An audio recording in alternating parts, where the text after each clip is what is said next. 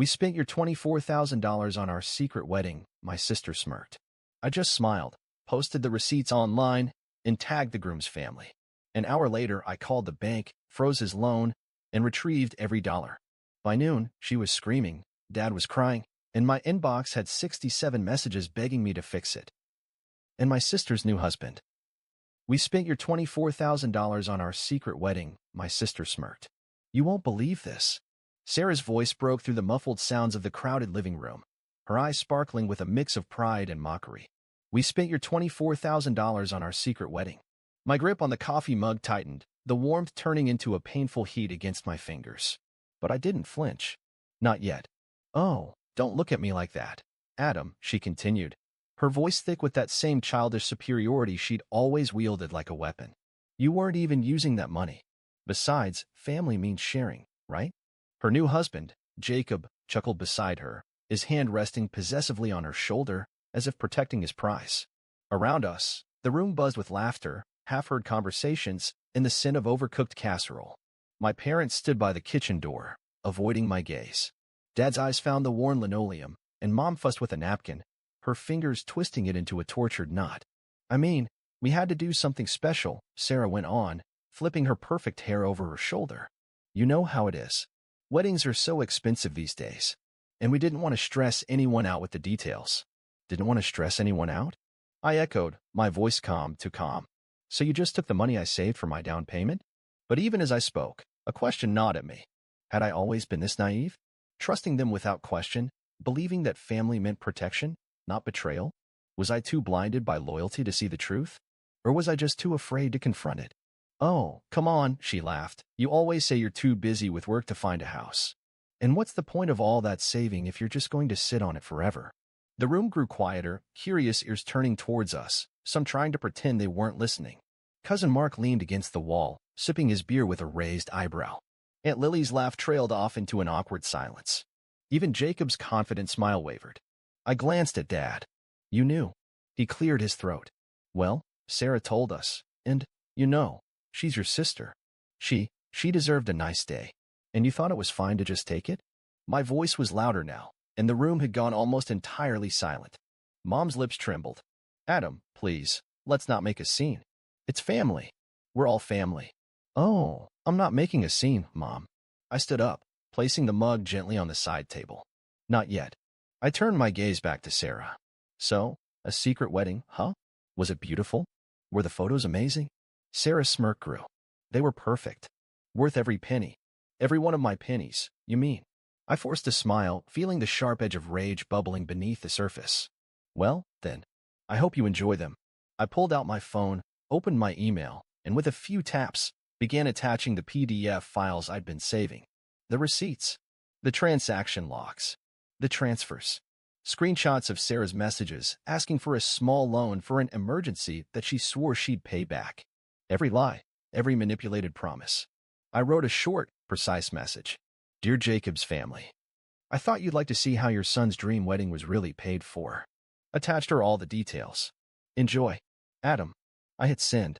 A moment later, Sarah's phone pinged. Then Jacob's. Then the whispers started. His mother's face twisted in horror as she read the text. His father stood up, glaring at Sarah. What is this? He demanded, his voice slicing through the room like a knife. Sarah's face drained of color. What did you do? She whispered. I leaned back against the wall, folding my arms. Oh, I didn't make a scene, Sarah. I just told the truth. The room was in chaos now. Jacob was shouting. His mother was already making for the door. My parents stood frozen, Dad's mouth opening and closing uselessly, Mom's eyes wide with shock. And me? I just smiled. This was just the beginning. I didn't hear from them for 2 days. 2 days of silence, and then my phone lit up. Mom's name flashed on the screen, then Dad's, then Sarah's. One after another. I didn't answer. I didn't have to. I knew exactly what they wanted: damage control. An attempt to bury the truth I had unleashed. But I wasn't playing their game anymore. The messages came next. Mom, Adam, please, can we talk? Family shouldn't do this to each other. Dad, this is going too far. Call me back. Now. Sarah, are you serious? Are you trying to ruin my life? I'll never forgive you for this. Forgiveness? That word felt like acid on my tongue. They stole from me. They laughed at me. They thought I was a doormat, a convenient, quiet bank that could drain whenever they pleased. But now they were panicking. Good. By the third day, I woke up to a missed call from Jacob. His voicemail was short, tense. Adam, I don't know what you're trying to do, but it's over between me and Sarah. You got what you wanted. Happy now? I sat up, barely awake, a grim satisfaction spreading through me. The truth had torn through their perfect little lie. And I hadn't even started yet. I blocked his number. Then I opened my email, scanned through the forwarded messages from Jacob's family, screenshots of Sarah's desperate texts, her pathetic excuses, her blaming me, claiming I was just jealous. I saved each one. An hour later, the doorbell rang. I glanced through the peephole. Mom, Dad, and Sarah.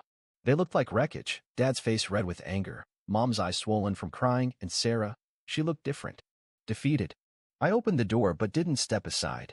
Adam, please, Mom's voice was a pleading whisper. Can we come in? Dad asked, his voice thick with barely suppressed rage. I stepped back, letting them inside. I didn't bother offering them a seat. They stood awkwardly in the narrow hallway, like trespassers. Adam, this has gone too far, Dad started, his voice a low growl. Your sister's marriage is ruined. Her life is falling apart. My life is falling apart? Sarah's voice was a shrill whine. Because of you, Adam. You posted those messages, you embarrassed me in front of everyone. You. I told the truth, I interrupted, my voice calm but cold. Something you seem allergic to. Dad's face darkened. We are a family. Families don't do this. I laughed. Actually laughed. Families don't steal $24,000 and then brag about it. Families don't lie. Families don't make one member pay for everything while they laugh behind his back. Adam, please, you have to understand, Mom began, reaching out, but I stepped back. Understand what? I snapped. That I'm just a wallet to you? That I'm nothing but a backup plan when things go wrong? When have any of you ever thought about me? My life? My goals? When, Mom? Her lips trembled, but she had no answer. Adam, this has gone too far. Dad's voice was firm, his frustration clear. You need to fix this. Apologize to Jacob's family. Make it right. You swear what, Dad? I leaned forward, my eyes locked on his. You'll do what? Steal more money? Lie some more? Make me the villain because you can't face what you did? His face twisted in fury, but before he could speak, Sarah stepped forward, grabbing at my sleeve, her voice trembling. You destroyed everything I built, she cried out, her voice trembling. You think you're so smart, so righteous, but you're just bitter and jealous. You think you can live without us? You'll end up alone, Adam. I pried her hands off me, gently but firmly. No, Sarah. I won't die alone. I'll live free. And I'll live honest. That's more than you can say. She stumbled back, her eyes wild, tears streaming down her face. I can't believe you would do this to me. You were supposed to be my brother.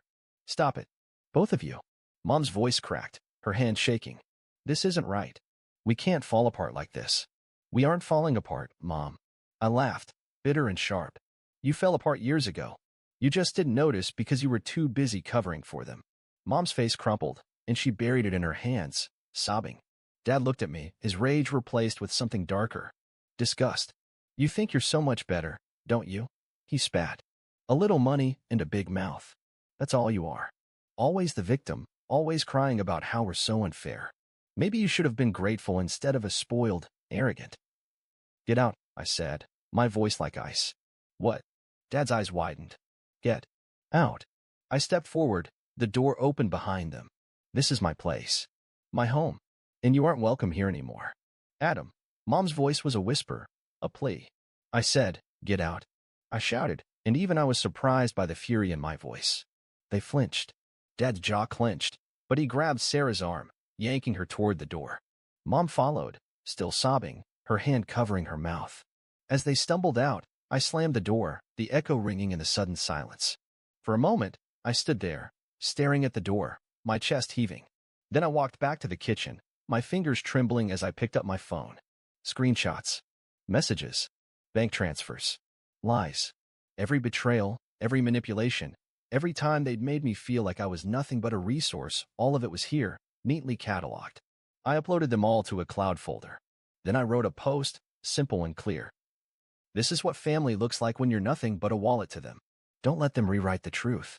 I attached the link to the folder. I posted it publicly, and I turned off my phone. The quiet in my apartment felt like a storm. But for once, I didn't feel powerless. I felt alive. The wind bit at my face, icy needles stinging my cheeks as I walked down the narrow, snow-covered path toward the old stable. It stood quiet against the gray sky, a forgotten place where my sister, Sarah, had always felt safe. Her sanctuary. But today, it would be a battlefield. I saw her before she saw me, leaning against the wooden fence, stroking the neck of her favorite horse, a tall black stallion named Midnight. Dressed in her riding gear, she looked almost peaceful. Almost. But I knew better. Adam, she called out, spotting me, her voice wavering just slightly. Thank you for coming. I didn't respond immediately. I walked closer, the snow crunching beneath my boots. My fingers were cold, but the anger boiling in my chest kept me warm. You wanted to talk? I asked, keeping my voice even. Yes, I didn't want it to be like this. She brushed a strand of hair behind her ear, her fingers trembling. Everything's gone wrong. Jacob left me. Mom and Dad are upset. And it's all because you. It's because of me? I cut her off, a bitter laugh escaping my lips. Tell me, Sarah, who stole $24,000 for a secret wedding? Who laughed about it in front of the whole family? Who thought they could keep lying forever? Her face twisted in anger. I didn't steal it. I borrowed it. I was going to pay you back. With what? I shot back. You don't have a job. You've never paid for anything in your life. Did you think lying to everyone, including Jacob, would make everything better? Tears sprang to her eyes, but I felt nothing. Not pity, not sympathy. Just a cold, steely calm. You don't understand, she shouted, her voice cracking. I was trying to build a life I deserve. But you had to ruin it. Ruin it. I leaned against the fence, folding my arms. You did that yourself.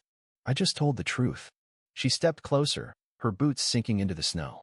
You were always jealous. Always bitter. Just because Mom and Dad cared about me more. They didn't care about you, I interrupted. They enabled you. They let you become this, a liar, a thief, a manipulator. And you loved it. You always loved being the center of attention. Shut up, she screamed, her voice echoing against the wooden walls. Midnight stirred, his ears twitching at her outburst. But I didn't stop. I couldn't. You want to talk about the truth, Sarah? Let's talk about Jacob. I reached into my pocket, pulling out my phone. With a few taps, I pulled up the screenshots. Her messages to her friends. The ones where she bragged about tricking me. The ones where she laughed about how she'd always find a way to make me pay. Her face went pale. Stop, she whispered, backing away. Stop? Why? This is the truth, right? I stepped closer. How you told Jacob you only married him for his family's money. How you tried to make me look like the villain because I didn't support your dreams enough. How you lied to everyone. Those are private. You can't just... Oh, I can, I smiled coldly. And I did. Her chest heaved, her eyes darting around. And then her anger returned, sharper, venomous. You think you've won? You think everyone will believe you over me? I'm their daughter, Adam. Their precious girl. Mom and Dad will never turn against me. That's so. I raised an eyebrow, feeling the next part like a cold knife I was about to twist. Then why don't you tell them yourself? At that moment, I waved my hand, and Jacob stepped out from the shadow of the stable door. His face was cold, eyes burning with anger and betrayal. He walked slowly toward us, his boots leaving deep prints in the snow. Hello, Sarah, he said, his voice calm, but each word was a stone. Want to tell me again how Adam's just jealous? How he's ruining your life? Sarah's mouth opened and closed, her hands shaking. Jacob, please. You lied to me, he continued, his voice cutting like a blade. You lied to your family, to your friends. And you thought you could keep using Adam to cover your mess. Well, now it's over. Please, she whispered, tears spilling down her cheeks. I was scared. I didn't want to lose you. You lost me the moment you made me a part of your lies, Jacob snapped. I should have seen it sooner. No. Sarah stumbled forward, reaching for him, but he stepped back. Don't leave me. Please. I already did. Jacob turned to me. I should have listened to you sooner, Adam. I'm sorry. It's not your fault, I replied, never taking my eyes off Sarah. She's been playing this game for years. Just then, the sound of an approaching car pierced the freezing air. Tires crunched on the snow, and a familiar black sedan pulled up. My parents stepped out, my mother wrapped in her thick coat, my father in his old wool scarf. Sarah. Mom's voice was frantic. What's going on? Oh, good, I muttered, crossing my arms. The whole circus is here. Adam. Dad's voice was sharp, angry. What is this?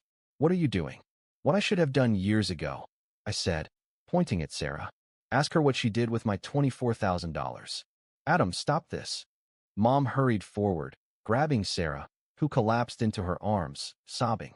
She's your sister. Was she my sister when she stole my money? I snapped. Was she my sister when she lied to you? To Jacob, to everyone? Please, can we just talk? Mom's voice was desperate, her hand stroking Sarah's hair. This is a family matter. We don't need. No, I interrupted.